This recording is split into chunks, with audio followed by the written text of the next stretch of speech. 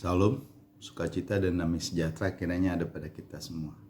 Bapak Ibu Saudara yang dikasihi Tuhan, kali ini saya ingin kita membaca dan merenungkan dari Injil Yohanes pasal 16 ayat 16 sampai 33. Injil Yohanes 16 ayat 16 sampai 33 demikian bunyinya. Dan beberapa saat kamu tidak melihat aku, tetapi beberapa saat lagi kamu akan melihat aku, karena aku pergi kepada Bapa. Lalu dari antara para muridnya berkata seorang terhadap lain, apakah artinya ini yang dia katakan kepada kita? Dan beberapa saat kamu tidak melihat aku, tetapi beberapa saat lagi kamu akan melihat aku, dan sebab aku pergi kepada Bapa. Oleh karena itu mereka berkata, apa itu artinya yang dia katakan?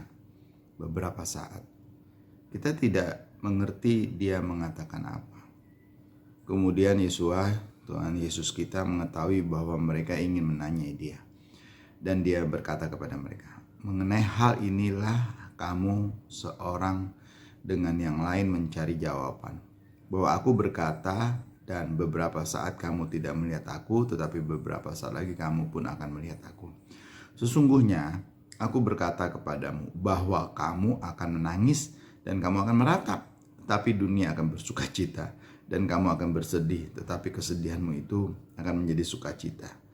Ketika seseorang wanita akan melahirkan, dia menderita kesakitan karena waktunya telah tiba.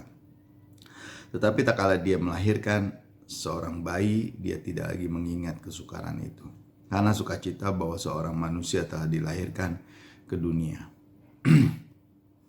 Sebab itu kamu juga sekarang, kamu benar-benar menderita kesedihan, tetapi aku akan melihat kamu lagi, dan hatimu akan bersukacita, dan tidak seorang pun mengambil sukacita itu kepadamu. Kita bisa lanjutkan terus tentang pengabulan doa dan lain sebagainya sampai ayat 33. Aku berkata, aku telah mengatakan hal ini kepadamu supaya kamu beroleh damai sejahtera di dalam aku. Di dunia ini kamu telah mengalami kesukaran, tetapi teguhkanlah hatimu, aku telah mengalahkan dunia. Bapak Ibu Saudara yang dikasihi Tuhan, bahwa hidup kita ini, apapun yang kita alami, apapun yang terjadi, seharusnya kita tetap optimis Bapak Ibu. Karena optimis itulah yang membangkitkan semangat kita, karena optimisme itulah yang memberikan ide-ide, karena optimisme itulah yang membuat kita tetap maju apapun yang ada, apapun halangan dan rintangan yang menghalangi kita. Bahkan Amsal 17 ayat 22 berkata, hati yang gembira adalah obat yang manjur. Hati yang gembira adalah obat yang manjur. Itu penjelasan yang luar biasa Bapak Ibu bagi kita. Kita tahu bahwa Alkitab memang bukan buku psikologi, Alkitab bukanlah berisi ilmu psikiater, tetapi memberikan nasihat yang paling bijak bagi kita untuk mengalami kebahagiaan kini, saat ini, di dunia ini. Bukan nanti dan besok, bukan lusa. Untuk mengalami kebahagiaan itu bagi kita penting sekali, dan kuncinya sederhana, yaitu hati yang gembira. Milikilah hidup yang optimisme. Amsal tadi misalnya mengatakan, meyakinkan kita bahwa hati yang gembira itu adalah obat yang manjur.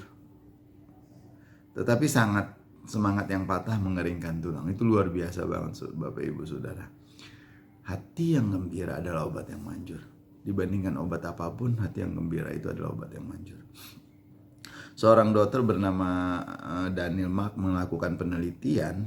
Beliau adalah seorang spesialis jantung di Universitas Duke University, mengatakan bahwa, menulis artikel bahwa optimisme bisa berarti kehidupan bagi pasien jantung.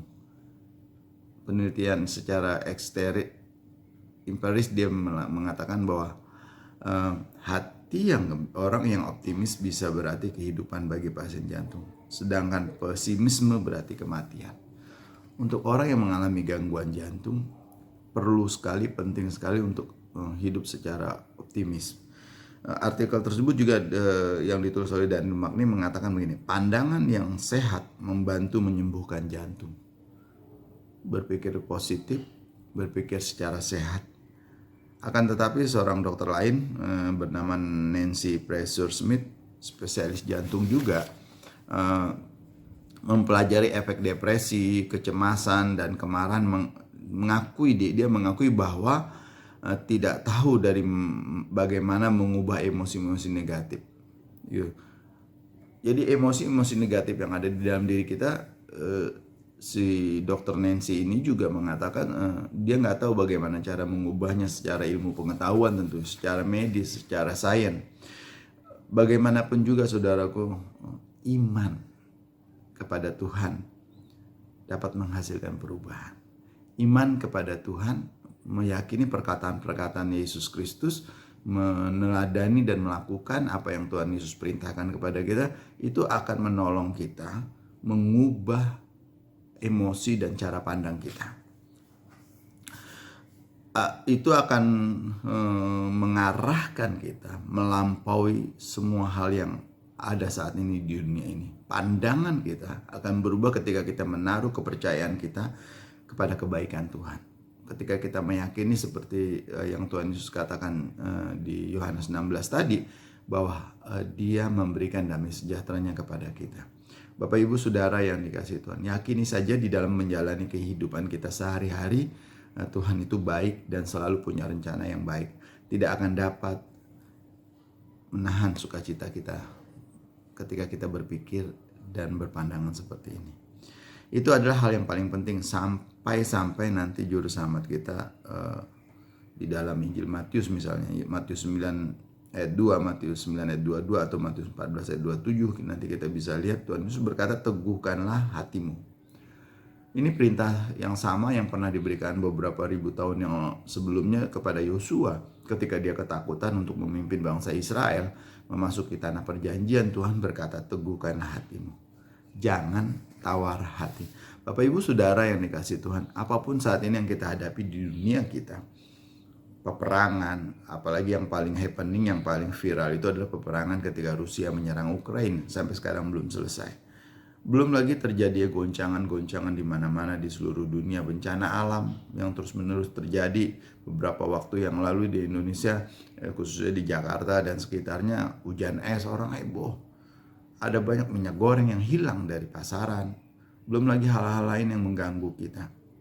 Semua hal itu akan merusak suasana hati dan pikiran dan pandangan kita.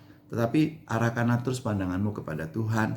Yakini teruslah janji-janji Tuhan. Percayalah terus pada ajaran-ajaran Tuhan. Dan itu lakukan teruslah di dalam kehidupan kita sehari-hari.